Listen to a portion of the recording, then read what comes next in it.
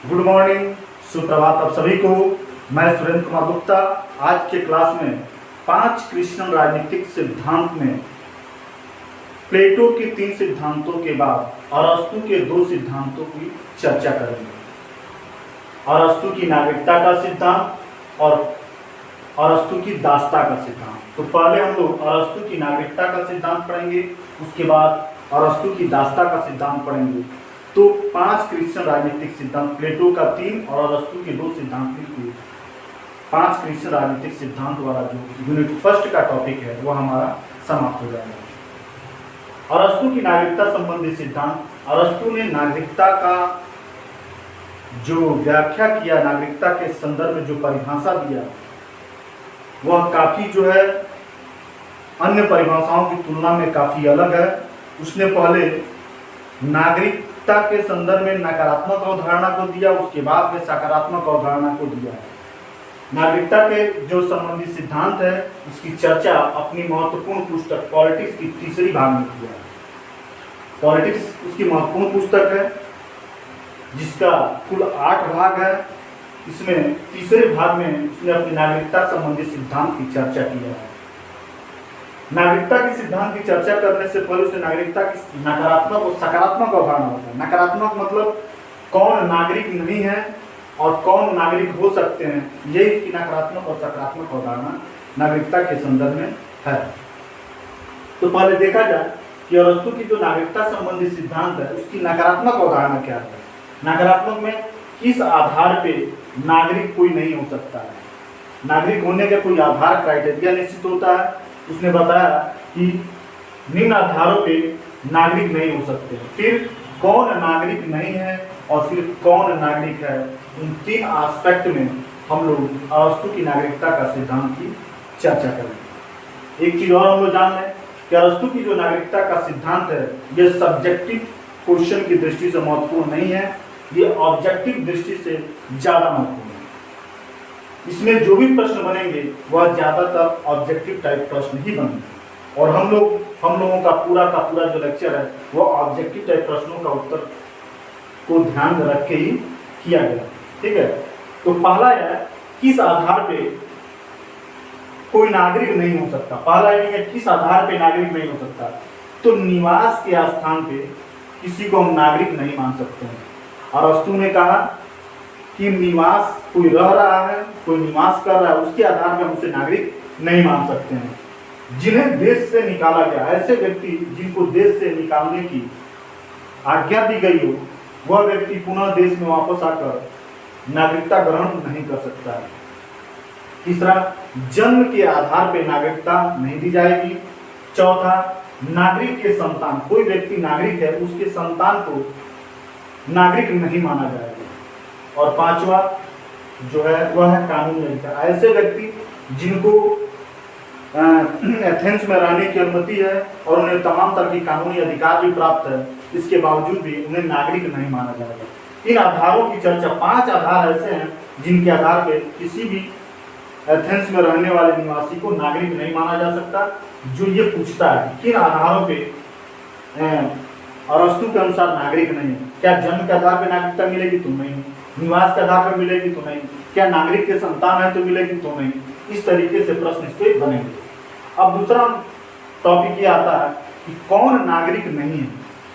अरस्तु ने जहां किस आधार पे कोई नागरिक नहीं बन सकता इसकी विशद चर्चा करने के बाद उसने दूसरा चर्चा किया कि कौन नागरिक नहीं है, इसकी भी चर्चा कर दी। अरस्तु के अनुसार संपत्ति विहीन, जिस व्यक्ति के पास संपत्ति नहीं है वह एथेंस के नागरिक होने के हकदार नहीं है। दूसरा, दास को भी नागरिक नहीं माना गया है। तीसरा, जो श्रमिक वर्ग है यह भी नागरिक नहीं है। चौथा, जो अप्राकृतिक रूप से धन कमाता है जैसे सूदखोर, ये नागरिक नहीं हो सकते हैं। 5वां, महिला और बच्चे किसी दूसरे के समक्षम में रहते हैं और अपनी जीविका चलाते हैं, इसलिए महिला और बच्चे को भी नागरिक नहीं माना गया। वृद्ध व्यक्ति की स्थिति वही है जो महिला और बच्चों की, भी किसी के समक्षक में रहता है, इसलिए इसे एथेंस के नागरिक नहीं माना जाएगा। तो नागरिक कौन नहीं होंगे? ये 5 हैं: संपत्ति विहीन, दास, श्रमिक वर्ग, सुदूर, महिला, बच्चे और वृद्ध व्यक्ति। इनको जो है नागरिक नहीं माना गया। कई बार पूछा है कि अरस्तु के अनुसार कौन नागरिक नहीं है? सुदखोर नहीं है, संपत्ति विहीन नहीं है, दास नहीं है, महिला और बच्चे नहीं है, वृद्ध और व्यक्ति नहीं। ये इसको हमको इन 6 बातों को ध्यान में रखना होगा, जिसके आधार पे अरस्तु ने कहा कि ये नागरिक नहीं है। कौन नागरिक हैं? अभी तक तो हम लोग नागरिकता के संदर्भ में नकारात्मक अवधारणा को पढ़े, अब हम लोगों को ये पढ़ना है और ये जानना है आखिर नागरिक हैं कौन। अरस्तु के अनुसार नागरिकता संबंधी जो अवधारणा है काफी सीमित है, काफी छोटे नागरिक वाले देश का समर्थन करता है। जैसे प्लेटो ने एक आदर्श राज्य के लिए 5040 जनसंख्या का समर्थन किया, ठीक उसी प्रकार अरस्तु ने एक निश्चित जनसंख्या तो नहीं लेकिन बहुत सीमित नागरिकता वाली जनसंख्या की बात की है। जिस देश की नागरिक बहुत सीमित होंगे, गुणवत्तापूर्ण होंगे, उस देश का ही विकास ज्यादा होगा। उसने कहा कि वह व्यक्ति एथेंस का नागरिक है जो न्याय के प्रशासन में तथा राजकीय पदों को ग्रहण करने की प्रक्रिया में भाग लेता हो। ऐसा व्यक्ति जो न्याय के प्रशासन में और राजकीय पदों को ग्रहण करने की प्रक्रिया में भाग लेता हो, उसे ही नागरिक माना जाएगा। इसको इस लंबी चौड़ी बात को छोड़ दिया जाए तो यह कहा जाए वह व्यक्ति नागरिक है जो राजनीतिक क्रियाओं में सक्रिय रूप से भागीदारी निश्चित करता है अपना। वह व्यक्ति नागरिक माना जाएगा जो राजनीतिक क्रियाकलापों में अपनी सक्रिय भागीदारी देता हो, उसे ही अरस्तु ने नागरिक माना। एथेंस में एक व्यवस्था थी जिसमें 2 प्रकार की सभाएं होती थी और वह 2 सभाओं में एक का नाम था इक्लेसिया और दूसरे का नाम था हेलिया। इक्लेसिया शासन संबंधी विचारों पे, शासन संबंधी मामलों पर विचार करने के लिए जो सभा आयोजित की जाती थी उसका नाम इक्लेसिया है, और न्याय के संदर्भ में विचार विमर्श करने के लिए जो सभा आयोजित की जाती थी उसका नाम हेलिया है। और जो लोग इक्लेसिया और हेलिया की सभा में सम्मिलित होते थे, भागीदार होते थे, वास्तव में वही जो है एथेंस के नागरिक कहलाने के हकदार होते थे। ठीक है, तो हम लोगों को ये जानना कि इक्लेसिया क्या है, हेलिया क्या है, नागरिकता की परिभाषा क्या है, कौन नागरिक नहीं है और किन आधारों पे नागरिकता नहीं दी जा सकती, ये हम लोगों को जानना है। ये तथ्यात्मक चीजें हैं जो ऑब्जेक्टिव टाइप प्रश्नों के लिए हमारे लिए सबसे महत्वपूर्ण है और इसी दृष्टि से हमको यह तैयार करना है। अरस्तु की नागरिकता संबंधी जो सिद्धांत है यह इस एक लाइन में लिखा हो तो बिल्कुल सीमित, बिल्कुल संकुचित, बहुत छोटा है और बहुत छोटे नागरिकता वाले देश का समर्थन अरस्तु करता है। अरस्तु की नागरिकता के सिद्धांत के बाद हम जो है अरस्तु की दासता के सिद्धांत की चर्चा करेंगे। अभी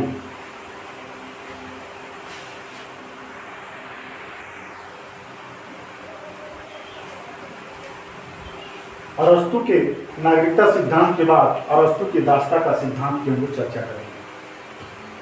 अरस्तु ने दास प्रथा का समर्थन किया। एथेंस में तत्कालिक समय में दास प्रथा प्रचलित था, लेकिन सभी एथेंस वासी दासता का समर्थन नहीं करते थे।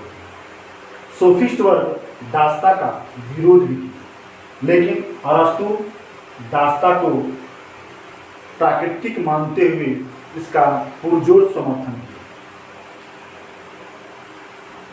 अरस्तु ने दासता संबंधी जो अपना सिद्धांत है यह अपनी प्रिय पुस्तक पॉलिटिक्स के प्रथम भाग में दिया।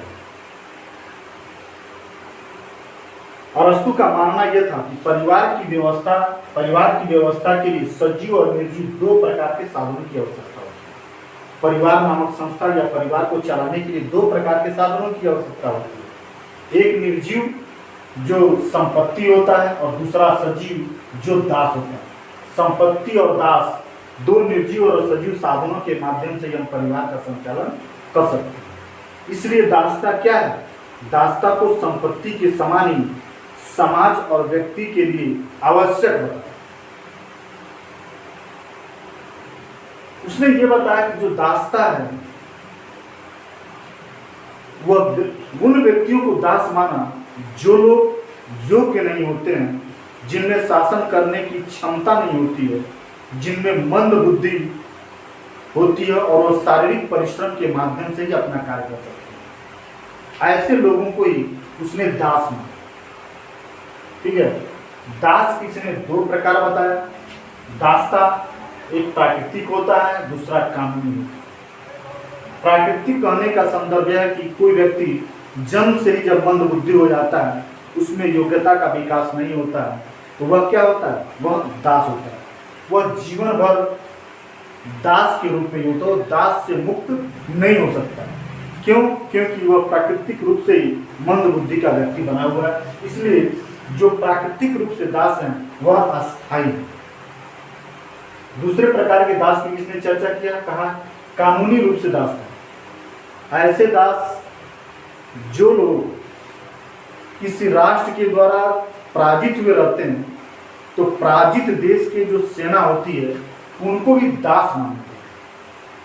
ठीक है, कानूनी दास वे दास हैं जो किसी दूसरे राष्ट्र से पराजित हुए सेना है। जब इन सेनाओं को, चूंकि इनमें योग्यता होती है और जैसे ही इन्हें अपनी आज़ादी का मौका मिलता है, वैसे ये दासता के बंधन से मुक्त हो जाते हैं। इसलिए जो कानूनी दासता है वह अस्थायी है। ठीक है, क्योंकि ये दास से मुक्त हो सकते हैं। जो प्राकृतिक दास हैं वह दासता के बंधन से कभी मुक्त नहीं हो सकते हैं, इसलिए वह अस्थायी है। और अरस्तु ने दासता के संदर्भ में यह कहा कि दासता वंशानुगत नहीं है, जन्म मूलक नहीं है। ऐसा नहीं कि दास का लड़का दास होगा और राजा का लड़का दास नहीं हो सकता, ऐसा इसने नहीं कहा। उसने कहा दास कौन होगा?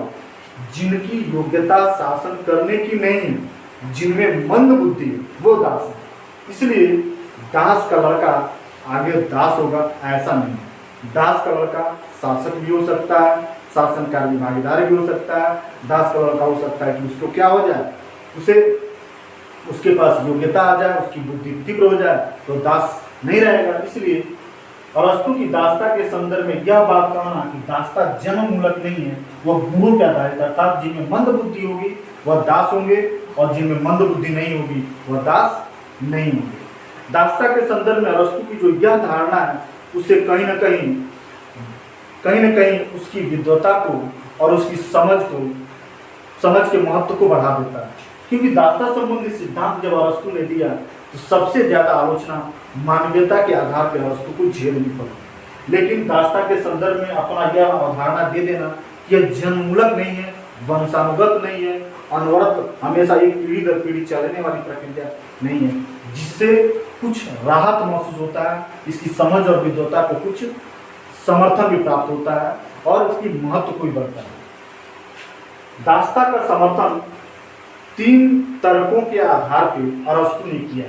एक चीज मैं यहाँ बता दूं, अरस्तु का दासता संबंधी जो सिद्धांत है, यह टॉपिक जो है सब्जेक्टिव टाइप प्रश्नों के उत्तर के लिए ही है, ऑब्जेक्टिव टाइप प्रश्नों के उत्तर के लिए ना के बराबर है। लेकिन हम लोग पढ़ रहे हैं जैसे प्राकृतिक दास कौन है, कानूनी दास क्या जन्म मूलक है कि नहीं है, ये जो चीजें हैं ये तो ऑब्जेक्टिव आ सकती हैं। लेकिन पूरा जो ये लेक्चर है वह सब्जेक्टिव दृष्टि से यानी लिखित बड़े प्रश्नों के लिखित उत्तर के लिए ही बनाया गया। इसलिए दासता का समर्थन उसने दासता कहा कि प्राकृतिक, कुछ व्यक्ति शासन करने योग्य होते हैं, कुछ व्यक्ति शासन करने योग्य नहीं होते हैं, ये जन्म से ही निर्धारित हो जाता है। तो जो लोग शासन कार्य में सक्षम नहीं होते हैं, शासन कार्य संचालन नहीं कर सकते, वो दास की श्रेणी में रहेंगे। इसलिए प्राकृतिक है। स्वामी वर्ग और संपूर्ण समाज के लिए लाता है। स्वामी वर्ग, इसने कहा कि शासन का कार्य करना काफी कठिन कार्य और इस कार्य को करने के लिए अवकाश चाहिए, अर्थात शासक को अपने दैनिक कार्यों को करने के लिए जो इसे अपना समय लगाना चाहिए, वह जो है दास उसके दैनिक कार्यों को करेंगे, जिससे उसको अन्य का शासन के कार्य को करने के लिए उसको समय मिलेगा। इसी को अवकाश कहते हैं और यह स्वामी वर्ग के लिए सबसे ज्यादा लाभदायक है। यदि स्वामी वर्ग के पास अवकाश मिलेगा, समय मिलेगा, तो शासन कार्य को सही तरीके से संचालित करेगा और वह समाज के लिए लाभदायक होगा। तो शासन का कार्य वो बेहतर करेगा तो समाज में भी वह कार्य बेहतर होगा। इसलिए कहा दासता स्वामी वर्ग और संपूर्ण समाज के लिए लाभदायक है। तीसरी जो तर्क दिया कि अर्थव्यवस्था का भाग दासता, तत्कालिक समय में एथेंस तत्कालिक समय में एथेंस में दासता को अर्थव्यवस्था का भाग माना जाता था। जितने दास होंगे उनका उत्पादन कार्य ज्यादा होगा, उत्पादन कार्य में लगे रहेंगे और उत्पादन के ज्यादातर जो उत्पादन होंगे उनमें उनका हिस्सा नहीं होगा, इसलिए अर्थव्यवस्था का ये हिस्सा है और दासता से अर्थव्यवस्था काफी मजबूत होती है। तो अरस्तु ने जो दासता के संदर्भ में अपना समर्थन किया वो 3 तर्कों पे किया। दासता प्राकृतिक है, स्वामी वर्ग संपूर्ण समाज के लिए आवश्यक है और अर्थव्यवस्था का भाग है। इस तरीके से हमारा जो है यूनिट फर्स्ट का जो 5 क्रिश्चियन राजनीतिक सिद्धांत की बात की गई है वह प्लेटो और अरस्तु के सिद्धांतों के माध्यम से मैंने समाप्त कर दिया। मैं आपसे एक बार पुनः विनम्र निवेदन कर देना चाहता हूं कि आप जो है मेरे वीडियोस को शुरू से लेकर अंत तक देखिएगा और उसे काफ़ी जो है कई बार देखिएगा, ताकि जो है आपका एंसेंट पॉलिटिकल जो थाट है या मेडुअल या मॉडर्न पॉलिटिकल थाट है, जो भी राजनीतिक चिंतन के संदर्भ में जो विषय वस्तु है वो आपको सही तरीके से तैयार हो जाएगी। यदि वीडियोस को सीरीज में नहीं देखेंगे, सही तरीके से नहीं उसका अध्ययन करेंगे, तो फिर जो है आपका जो राजनीतिक चिंतन का इतिहास वाला पोर्शन है वो अधूरा रह जाएगा। मेरा पूरा प्रयास है कि आपके इस सेमेस्टर में जितने राजनीतिक चिंतक हैं सभी को पढ़ाकर आपको वीडियो आपके तक पहुंचा दें, ठीक है। और आप जो है हमारे चैनल को आप जरूर सब्सक्राइब कीजिएगा, लाइक कीजिएगा और शेयर कीजिएगा, यह मैं आपसे अपेक्षा रखूंगा। धन्यवाद।